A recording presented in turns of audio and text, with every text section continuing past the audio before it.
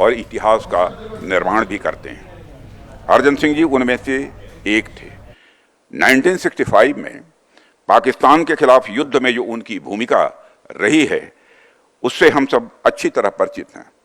यह उनकी visionary leadership का ही उदाहरण था कि महज 1 घंटे के अंदर इंडियन एयरफोर्स की दुश्मन के खिलाफ काउंटर अटैक उन्होंने प्रारंभ कर दिया।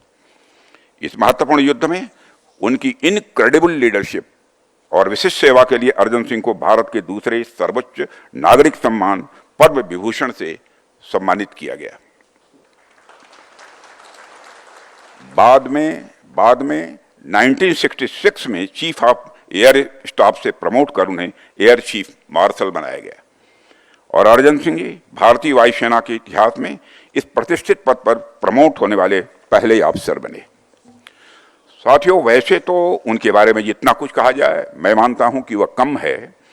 उनके बारे में कई आर्टिकल्स भी लिखे जा सकते हैं, कई किताबें भी लिखी जा सकती हैं, कई इंडिपेंडेंट लेक्चर्स भी किए जा सकते हैं, फिर भी कुछ बहुत सारी बातें छूट जाएंगी क्योंकि उनका जो व्यक्तित्व था और उनके काम का जो दायरा था वह इतना विस्तृत था कि उसे कुछ शब्दों में बांध पाना यह लगभग असंभव है।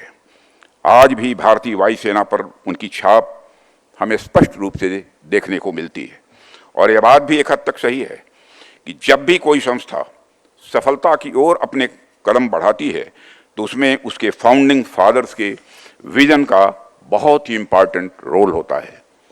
जो विजन, जो इथोस उन्होंने हमें दिया था वह आज इंडियन एयरफोर्स के प्रोफेशनलिज्म और परफॉर्मेंस में स्पष्ट रूप से दिखाई देता है। आज यदि हमारी सेना दुनिया की सशक्त वायु सेनाओं में से एक है तो इसके पीछे कहीं न कहीं उनके विजन का एक बहुत महत्वपूर्ण योगदान है। साथियों, जब भी मैं इंडियन फोर्स से जुड़े हुए किसी इवेंट में आता हूं तो स्वाभाविक रूप से मेरे जहन में वायुसेना का इतिहास चलने लगता है। इंडियन एयर फोर्स की यात्रा अपने आप में एक कहानी है।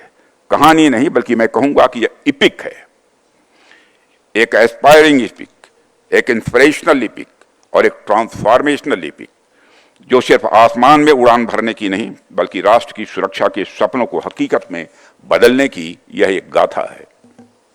साथियों, आप जानते हैं कि इंडिपेंडेंस के बाद किन परिस्थितियों में हमारी एयरफोर्स आगे बढ़ी है।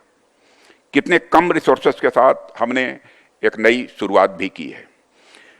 न जाने कितनी कठिनाइयां हम सबको झेलनी पड़ी हैं, लेकिन उन तमाम समस्याओं को झेलने के बाद भी हमारी एयरफोर्स कहीं रुकी नहीं, कहीं थमी नहीं, बल्कि लगातार और सशक्त।